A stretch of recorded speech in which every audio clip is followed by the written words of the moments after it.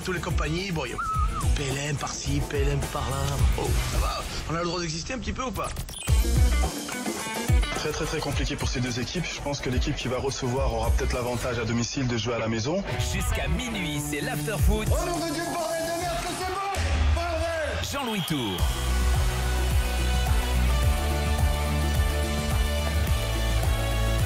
C'est la deuxième heure de l'after avec Jonathan Macardy, avec Pierre Ducrot, avec Sacha Tavolieri qui est toujours avec nous pour la Belgique. Nous accueillons en plus Philippe Auclair pour l'Angleterre. Bonsoir Philippe.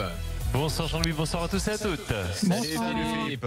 Fred Hermel pour l'Espagne. Salut Fred. Hola chicos. Salut Fred. Voilà. Simone Rovera pour l'Italie. Non, je rigole.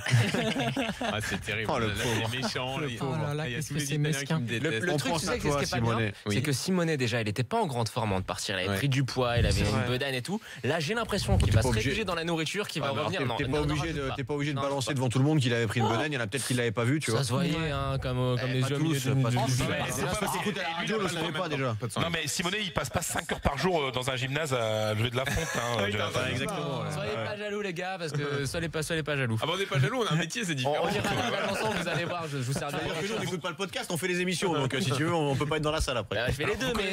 Vous connaissez la nouvelle? Oui. Pour ceux qui Enfin, aiment laquelle le sport, Yvette Horner est morte. L'accordéoniste du Tour de France. C'est pas vrai. Mais Ben quand ouais, c'est pas vrai. je Quand suis ça sûr que toi, Philippe, que tu as un mec Putain, cultivé. C'est Bien vraiment sûr, sûr. ouais. Quand ça, Un instant de 95 ans. Ouais. Ça vient de Non. tomber là. C'est Ouais, ça vient dingue. de tomber, mais c'est Elle est tombée. alors, pour les jeunes. Mais je veux dire, je parle comme un vieux con, mais pour les jeunes, il faut voir ce que la légende que représentait cette femme sur le Tour de France, qui était patrimoine de notre pays quand même. Tu n'es Bien sûr, pas bien un sûr, vieux Fred. con, Fred. Tu n'es pas un vieux con, sache-le. Non, il est pas si vieux que ça. Non. Fred, Fred, c'est une légende. Voilà, de la Bon, de mais c'est vrai, France, Fred, Eh ben, écoute Fred, tu as bien fait. ça Non, nous non, avait mais c'est vrai. échappé. il a Tombé, raison. c'est tombé il y a 10 minutes quoi. Fred est premier sur l'info. Vous savez ce T'avais qu'elle une alerte Google Yvette Horner ou pas? Vous savez ce qu'elle faisait, Yvette Horner? Elle était sur une traction à l'époque, déjà, je crois. Elle faisait le tour des années 50, Bien sûr, etc. Et elle jouait toute la journée. Mais dans c'est la vrai, caravane ouais. du Tour. Non, mais c'est un truc de malade, quoi. Regardez ça, c'est l'histoire de J'ai pas France. connu moi ça. Absolument. J'ai pas ces Non, moi souvenirs. non plus, mais moi, Mais moi, je me rappelle quand Vinokourov lui avait fait le bisou, là, c'était mythique. Je crois que c'était quoi? C'était peut-être 2001, 2002, quand il gagne en haut du Mont Ventoux. Enfin bon, Toi, tu raides le vélo. j'aime bien, ouais. Toi, t'es plein de surprises. J'aime bien le vélo parce que c'est Je te l'effort. voyais pas du tout c'est- fan de vélo. Bah, c'est le cardio, Fou, c'est ça, l'effort. ils c'est ont chouette. les- Tu te C'est rappelles dur, pas le quand vélo. il a volé le Liège-Bastogne-Liège en 2013 d'ailleurs. J'aime bien les produits. Je vous explique. Le vélo, c'est extraordinaire. Parce qu'il y a Attendez, il y a une supériorité du vélo sur tous les autres sports. Fred, Non, pas sur la boxe. Fred, Jonathan, si tout le monde parle en même temps, si chacun fait sa petite blague, et ben la blague n'est pas entendue. C'est vrai. Donc, Pardon, c'est monsieur, problématique. dommage. Pour la mienne, c'est dommage, Alors, la regarde. tienne, c'était quoi, Pierre? Donc que Jonathan avait adoré le vélo parce qu'ils avaient des petits produits en commun qui pouvaient s'échanger. Oui, effectivement. oui. Voilà, et moi j'ai- j'abondais dans son sens en Oui. disant qu'effectivement il préfère se rappeler de ces victoires-là plutôt que les victoires en 2013 où il a été déchu de son titre à Liège-Bastogne-Liège. Mais ça, crois, c'est le oui. Belge fan de vélo qui nous Voilà. rappelle. Voilà. Moi, j'aime bien. C'est l'histoire, Vinokourov. monsieur. Alors, toi, t'aimes bien les dopés, évidemment. Mais non, mais Non, mais ça c'est nous étonne dégueulasse pas. de toujours attaquer les cyclistes. C'est- bah, il s'est fait gauler, mais bon, il est devenu lui, un homme politique important au Kazakhstan. Il a une Fred, trajectoire en qui est l'occurrence, lui, incroyable, il ce était mec. un peu pris la main dans le Mais sac. sa quand même. trajectoire après dans la politique et tout, c'est incroyable. Bien sûr, il n'y a pas de d'accord. problème. Alors, Même sur la route, il avait des trajectoires. Son incroyables. impact géopolitique pour le Kazakhstan vis-à-vis d'Asie est incroyable. Enfin, mais quand tu c'est fais autre les chose, afters d'été, va te greffer à l'intégral Tour de France et tu peux parler de Vinokourov autant que tu veux. Hein. Ah, mais moi j'adore les J'ai un peu l'intégrales Tour de lâché. France. Par contre, j'avoue, j'ai un peu lâché. après. Grandiose. Avec Christophe Cessieux, Oh là effectivement. là, quel bonheur. Ça rythme tous nos mois de juillet à chaque fois. Il est Ouais, plus ouais, gentil que toi, Christophe, en plus, tu sais. Toi, t'es devenu un peu Christophe aigri, Jean-Louis, depuis tes Moi, dernières je suis semaines. Je te l'ai dit sympa, depuis ouais. un peu quelques temps, je te sens Et toi, aigri. parce qu'on te chahute un peu, tu dis qu'on est aigri. Non, Pas l'habitude. En fait, il Il fait est trop mignon. d'after. Tu vois, il a plus l'habitude, quoi. Enfin, Non, toi, Fred, t'apprécies pas 2-3 blagues, je le sais, mais je non, suis mais pas devenu deux, trois plus aigri. blagues, deux, trois blagues, c'est-à-dire, il y a des blagues que j'apprécie dessus. Mais non, mais je veux dire, mais moi, ça fait longtemps que je fais l'after, c'est quoi? Ça fait 12 ans maintenant, non? Ah bah bien sûr, bah là, t'es le pilier, là. Donc, ça veut dire qu'on en a pris dans la gueule, quoi. Ah, Sacha n'était pas né d'ailleurs, hein, il y a 12 Bah ans. ouais. Donc, Mais n'importe quoi. Médiatiquement parlant. Médiatiquement parlant, non, Ouais, ouais. j'ai commencé Bon, très alors, tôt, mais vous pas à ce savez qu'il y a point-là. un fil conducteur dans l'after. Que t'as perdu. Yvette Horner. Oui, alors là, Complètement. Ça, c'est pas bien, Jean-Louis. mais quoi? Tu dois maintenir tout le monde. Bah oui, Tu dois bah faire là, plus je de vais- discipline, mais en étant moins aigri. Mais je ne suis pas aigri, c'est n'importe quoi. Mais bon. Alors, donc je reprends quand même le fil des choses. Il y aura un avis tranché de Jonathan sur la Colombie. Ce sera bien plus intéressant que les 4 dernières minutes qui viennent de passer. Il y aura Moi, un j'ai avis rien dit, tranché de David Lorto. David Lorto qui déplore le manque de leader en Allemagne. Et je pense qu'on pourra élargir la discussion à toutes vos sélections. Comment est-ce qu'on dit leader en allemand? J'allais la faire, putain, j'étais en train de la faire. Oh non, Voilà. Philippe. Ça nous ramène à des heures pas très claires de notre histoire, tout ça. On va éviter. Alors là, je vais reprendre tout de suite le fil. On va le faire très rapidement. Qui arrive, attention. Philippe va nous parler de la relation entre la sélection anglaise et le public et Fred du poste d'avant-centre. Mais avant tout cela, on termine sur la Belgique avec Sacha qui est avec nous et Alex au 32-16 qui est un sympathisant de la Belgique. Salut Alex. Salut à tout le monde. Bonsoir Alex. T'es pas belge et t'es pas supporter belge. Non, je vous explique, en fait, je suis franco-congolais. Ah, bah on voit le lien, alors, bien sûr. Donc forcément la Belgique. Bah, l'ex-colonie. Le nombre de Congolais qu'il y a dans la sélection belge, je suis forcé de. Ça crée un lien. Ça fait plaisir. Voilà, C'est l'histoire coloniale. la Belgique. Absolument. Bon, donc comment tu vois la sélection? T'as regardé le match là aujourd'hui? Ouais, j'ai suivi le match. Mais si vous voulez, voilà, ça va très très vite. C'est en confiance. C'est une équipe, je pense qu'ils sont prêts. Mais voilà, moi, mon attention, elle se porte plus sur le banc de touche que sur le terrain. Quand je vois un certain Thierry Henry, comme Sacha l'a très bien dit, je pense que c'est un mec qui met le secteur offensif en confiance. Et on le voit, le mec devant, ils sont libérés. Hazard s'est libéré, Lukaku s'est libéré, Carrasco, et j'en passe. Mais voilà, moi, il y a un truc qui me tracasse. Comment le meilleur buteur de l'histoire de l'équipe de France, Thierry Henry, comment on peut se passer de lui en équipe de France? Moi, je comprends pas. Je pense que l'équipe de France ne lui a rien proposé. Voilà, ce qu'il dit simplement. Je pense, effectivement, voilà. Je pense qu'il n'y a rien qui a été proposé. Voilà, toi, Pierre, qui est dans le milieu et qui va peut-être avoir plus de connaissances que nous, mais je veux dire, je comprends pas comment on peut se passer de lui.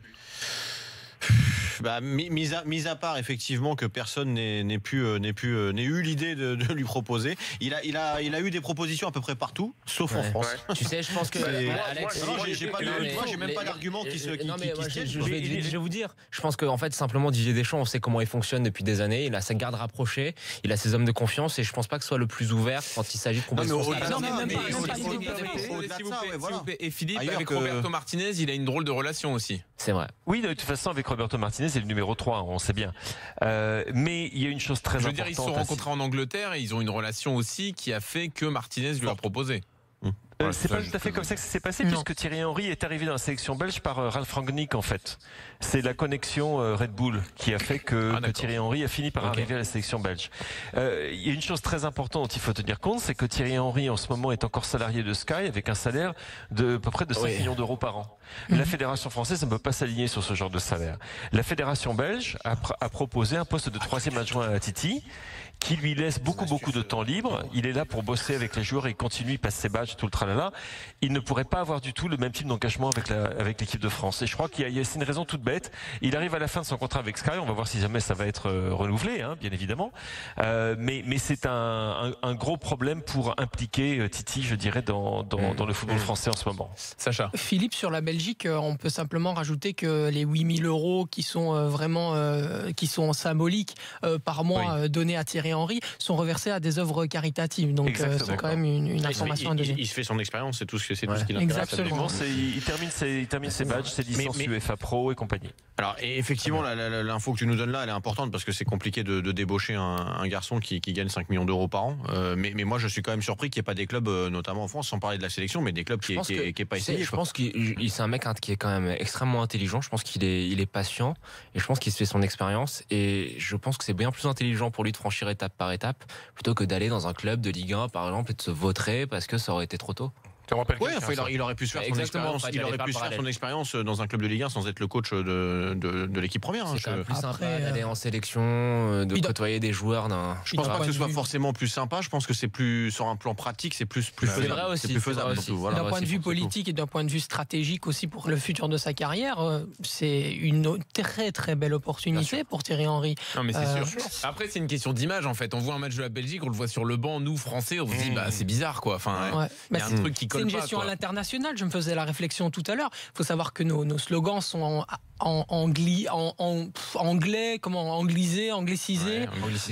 Voilà. On a toute une gestion à l'international. Donc on parle beaucoup plus à un public international qu'à un public local. Et c'est ce qui parfois a pu fracturer parfois, je dis bien parfois, les supporters. Ok, tu veux rajouter un truc sur la Belgique? Non, on peut très bien gagner la Coupe du Monde. Je reviens à mon idée de départ. Donc voilà, on a les qualités pour le faire. On a montré en tout cas qu'on avait des très belles séquences par séquence de jeu. On jouait de manière très intéressante. Et je pense que si on arrive à former ce fameux bloc collectif, non pas le sens commun, parce que selon moi, d'un point de vue politique et philosophique, c'est impossible. Mais si on arrive à faire à unifier ce groupe, alors on ira très loin. Très bien, tu restes avec nous, Sacha. Alex, merci d'être venu au 32-16. Merci à vous, bonne soirée. Ciao Alex. Ciao Alex. Très bientôt. Ciao Alex. On enchaîne avec l'Espagne, Jingle Hermel. But d'un Espagnol pour Lens, là c'est... Ça y est, il faut que je change les draps là. Je l'avais oublié celle-là. Elle est géniale celle-là, attends. Moi aussi. C'était Christian Lopez, là, non Oui, bien sûr. Oui. Très bon joueur. Fred, tu veux nous parler également d'un attaquant espagnol. Qui va jouer en pointe? Tu as ton idée avec la sélection? J'ai surtout une envie. Alors je vais vous dire, il faut gratter un petit peu pour trouver des débats sur la sélection espagnole. Et ça m'inquiète un petit peu parce que tout le monde est à peu près d'accord. Tout le monde trouve que Lopetegui est super. Il n'est pas du tout clivant. Julen Lopetegui, le sélectionneur espagnol, pour ceux qui ne le connaissent pas. Tout le monde pense que les 23 qu'il en est, il n'y a pas débat, que l'équipe le 11 qu'il va mettre, de toute façon, quoi qu'il décide, ce sera bien parce que tout le monde l'aime beaucoup, etc. Mais alors, il y a un petit débat. C'est vrai qu'on a l'idée de 10 sur 11 à peu près de l'équipe titulaire qui va débuter contre l'équipe du Portugal, en sachant que c'est un groupe hyper difficile avec l'Iran et le Maroc. Et malheureux vaincu, quoi. C'est-à-dire entre le Portugal et l'Espagne, celui qui perd, s'il y a un perdant dans cette rencontre vendredi soir, ça risque d'être très compliqué. Et surtout, je pense que l'ordre des matchs est très défavorable aussi au Portugal, je pense, à mon avis, parce que ça peut être compliqué pour les amis de Ronaldo. Enfin bref, il faudra marquer et gagner contre l'équipe du Portugal. Et là, il y a un petit doute pour la pointe. Je vais vous dire, c'est pas récent, parce que on s'est souvent posé des questions en Espagne de savoir qui allait jouer au poste de numéro 9. Le chouchou du sélectionneur, c'est Rodrigo. Celui qui a peut-être un éventail le plus le plus grand, et puis celui qui se bat le mieux, le plus compétitif, celui qui met des coups un peu partout et qui fait le sale boulot pour les autres. Vous le connaissez, il fait ça à l'Atlético et il faisait un bien monstre à notre Griezmann national. C'est bien entendu Diego Costa. Mais sauf que cette équipe d'Espagne, elle a quand même, même avec le Lopetegui, notamment dans les matchs de préparation, on l'a vu après le résultat 1-0 ce samedi contre la Tunisie, un problème pour transformer la domination. C'est-à-dire ça joue bien, il y a de la possession, il y a des belles phases, mais ça ronronne parfois un petit peu et ça ne serait pas assez d'occasion et ça ne marque pas assez. Et ça peut être un petit souci. Rappelez-vous, en 2010, l'Espagne est championne du monde en étant 1-0. La sélection qui a marqué le moins de buts dans une phase finale. C'était que ça. Et parfois, tu joues un peu avec le feu. Et mais il y a un petit joueur comme ça qui aurait pu ne pas venir, si Morata avait finalement été choisi, qui est Iago Aspas, un joueur qui est revenu au Celta Vigo, qui avait fait une aventure à Liverpool qui s'était complètement planté. Philippe, on se souvient, ça n'avait pas marché. Parce que culturellement, parce que footballistiquement, il fait partie de ces joueurs qui sont bien dans un pays. Et il est bien en Espagne, il est bien en Galice. Et ce que moi j'aime chez Iago Aspas, c'est que quand il a une occasion, il se pose pas de questions. Il est heureux d'être là. Il n'hésite pas. Il a un culot monstre. Et si j'ai un petit avis tranché à donner, c'est un petit avis, parce que voilà, ça sera pas un drame si un autre joueur est numéro 9 ce vendredi, mais je pense que Iago Aspas devrait être le numéro 9 et le meilleur atout offensif de cette équipe de l'Espagne face au Portugal. Il apporte quand même beaucoup de vivacité que les deux autres n'apportent peut-être pas, et beaucoup plus de mobilité. J'ai l'impression qu'il est plus complémentaire avec les milieux de terrain qui sont alignés. Je trouve aussi. Après, parce que techniquement, il est très fort. Diego Costa, on adore tous. Je pense que c'est un joueur qui est au-dessus des deux autres intrinsèquement. Mais après, en termes de complémentarité, je suis pas loin de penser comme toi. C'est vrai. C'est vrai que tu dis Diego Costa quand t'es en face à Pépé, oui, c'est bien d'avoir Diego Costa. Bien sûr, exemple, mais moi j'aime beaucoup ce petit joueur très espagnol qu'est Iago Aspas. Et puis j'insiste, il se pose pas de questions, il frappe, il tente des choses, et c'est la raison pour laquelle il marque. Et c'est lui qui met le but de la victoire contre la Tunisie samedi. Alors juste ça, c'est ta volonté, Fred, mais au niveau des tendances, des infos de celui qui commencera. Plutôt Rodrigo. Ah, d'accord. Rodrigo. C'est vraiment. Plutôt Rodrigo que Costa. Ouais, parce qu'il c'est-à-dire que c'est Lopetegui, c'est un homme fidèle et il aime beaucoup Rodrigo Moreno, quoi, le joueur de Valence, qui fait une très belle saison. Il a fait une belle saison, oui. C'est l'un des responsables de la réussite de Valence, qui est qualifié pour la Ligue des Champions la saison prochaine. Voilà. Parce que si moi je peux vous donner l'équipe déjà qui va jouer. Si vas-y. A priori, c'est-à-dire c'est derrière dans les buts. Il y a un seul doute sur le poste de latéral droit. Carvajal est en retour de blessure, il ne sera pas prêt. Odriozola, il avait une petite gastro, mais on se dit ici que la solution ce serait Nacho, l'homme à tout faire du Real. Oui, parce qu'en face il y aura Cristiano. Non, ce serait plutôt de mettre l'idée de mettre Nacho. C'est la tendance, les infos que sortent les envoyés spéciaux espagnols en Russie. Parce que de l'autre côté, tu as Jordi Alba très offensif. Donc, si tu as un latéral droit comme Nacho qui est très défensif, qui est très sérieux face à son coéquipier Ronaldo, ça peut être très. Et Aspi, pas du tout. On n'en parle pas du tout. Non, on n'en parle pas. C'est bizarre. Donc, Piqué, Ramos, Jordi Alba. Thiago, Busquets, Iniesta, Silva, Isco et devant sûrement Rodrigo. Ça a de la gueule quand même. Bien sûr, c'est des alternatives sur le banc. Vous avez Lucas Vazquez, vous avez Asensio. Vous avez... Non mais c'est Coquet, oui, Coquet, Saoul. Il y a du monde. Tu sais encore, c'est encore une sacrée équipe quoi. Et juste à Spilicueta, je pense qu'il le prend comme défenseur central. Ouais, mais il peut à Marseille. Parce que sinon il y a trop d'arrière droit. Il peut jouer latéral droit. Ça fait un moment qu'il joue dans les trois derrière. Nacho n'est pas un latéral. Nacho est un défenseur central qui joue aussi pour rendre service latéral gauche ou latéral droit. C'est un très bon latéral droit. Un soir d'after, je vous avais parlé de lui, vous aviez rigolé parce que pas tous, Fred. Je sais, toi non, Pierre, parce que toi tu connais le foot. Attends, tu nous avais dit que c'était le joueur parfait. Il a besoin d'être câliné un peu, Fred, ce soir. En tout cas, pas à l'antenne. C'était le joueur idéal. Oui, c'est ça, merci. C'était le joueur idéal pour n'importe quel entraîneur. Et j'ai déjà préparé mon petit tweet pour vendredi soir, s'il est titulaire contre le Portugal. Il aime pas brouillon. Tu nous as dit ça dans Team Dugas, je suis allé vérifier, tu avais dit c'est le joueur parfait. Non, mais ici aussi, il avait fait un c'était ça. Ah oui. On parle de ça. Oui, parce qu'il se blessait jamais, il s'est blessé une fois. C'était il y a 3 mois, mais ça va. Là, ça va. Moi, je préfère Aspi dans ce même profil en plus. Mais il faut défendre face à Cristiano et il a l'habitude de défendre contre Cristiano. Sacha. Fred, j'avais une question qui concerne un des adversaires de l'Espagne en Coupe du Monde. Le Maroc a gagné son dernier match amical face à l'Estonie, 3-1 en jouant extrêmement bien.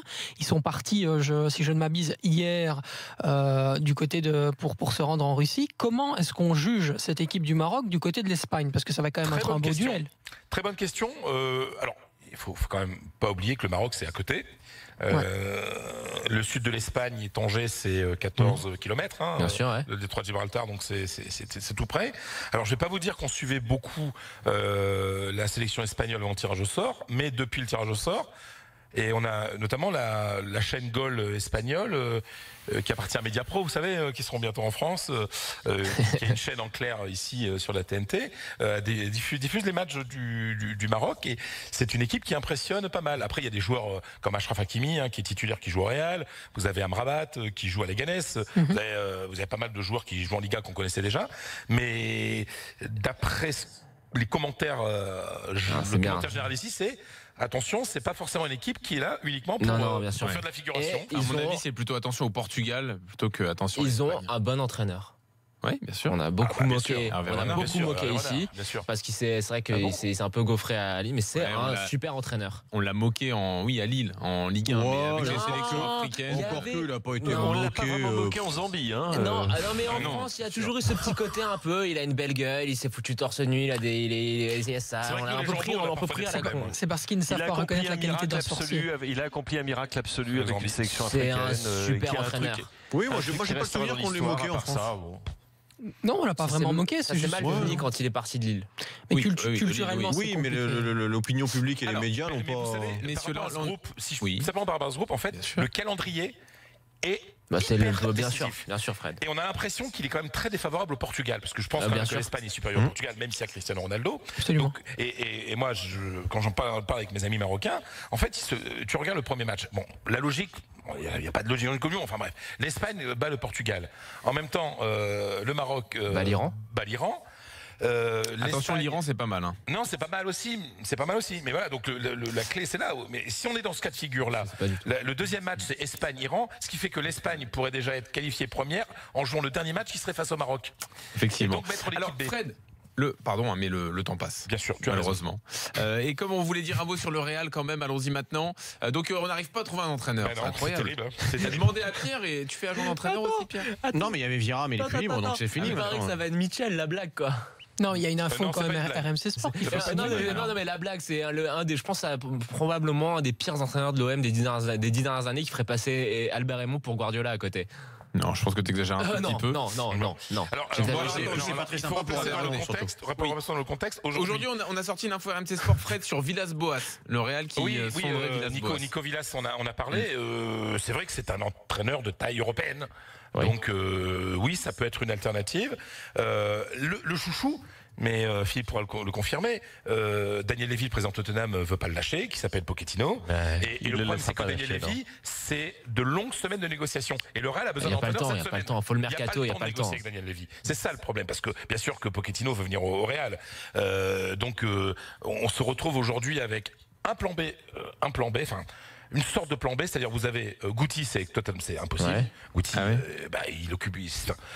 il s'occupe des moins de 19 ans. C'est trop tôt, c'est trop tôt. Puis vous avez Guti, moi j'adore Guti, mais enfin Guti c'est quand même quelqu'un qui adore aller en boîte, etc. Et Cristiano, au moment où Guti rentre de boîte, encore maintenant. Mais non, même encore un peu maintenant. Non, mais je veux dire, Guti c'est quelqu'un qui, en tant que joueur, disait, moi je vais pas aller en boîte à 70 ans, je profite de la vie, etc. Quand tu vois par exemple Cristiano, la manière de fonctionner, etc. Je vois pas Guti donner des ordres à Cristiano. Et Guti sera un grand entraîneur parce que c'est bien ce qu'il fait avec les jeunes du Real. Mais il a même pas encore entraîné le Castilla. Il s'occupe c'est si Cristiano arrive à l'entraînement avant Guti qui sortira de boîte après. Ça serait. Et alors après il y a qui ? Il y a Mitchell, donc c'est ça ? Il y a deux plans B. Mitchell, parce que. La blague. Mais il reste une légende au Real. Attends, mais c'est une légende du Real Madrid. Oui, mais en tant qu'entraîneur, c'est une farce. Oui, mais tu te rends pas compte l'image qu'il a là-bas et le poids qu'a ce mec là-bas. Jean-Louis, toi tu sais parce que tu as vécu ici. C'est un mythe du Real Madrid. C'est quelqu'un qui va entrer dans le vestiaire, qui connaît tout. Il connaît le fonctionnement politique du Real. Et ça aussi, c'est important. C'est quelqu'un qui va être respecté par les joueurs.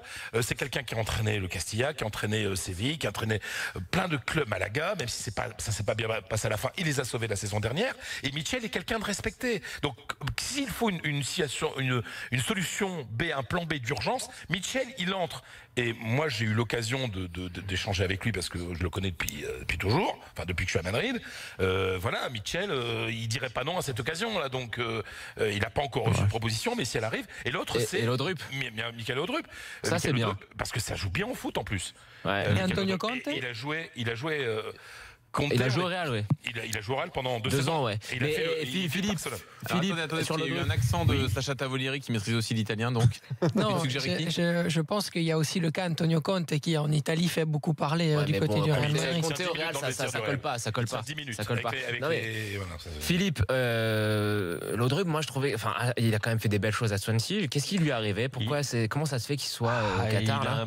Il a un mode de gestion assez particulier et c'est quelqu'un qui n'est pas nécessairement très facile d'abord, qui a une certaine arrogance, on va dire, qui a eu des problèmes à Swansea dus à son mode de gestion du vestiaire en particulier. C'est pas bien passé, mais cela dit, pendant le temps où il était là, il a gagné la League Cup, il fait gagner.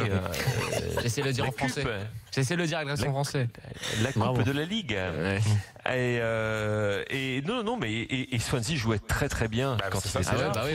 Et ce que je me pose, la question que je me pose également, parce que quand on parle de Michael Laudrup, on parle quand même de l'un des grands joueurs de sa génération, des très grands joueurs de sa génération. Les plus élégants qu'on a vu sur un terrain aussi. Magnifique. Et ça, au Real Madrid, ça compte. Exactement, c'est ce que j'allais te dire. Voilà. Il présente bien en plus. Il présente bien, il est beau mec, il parle très bien, il veut faire jouer le football que j'imagine les merengues veulent voir.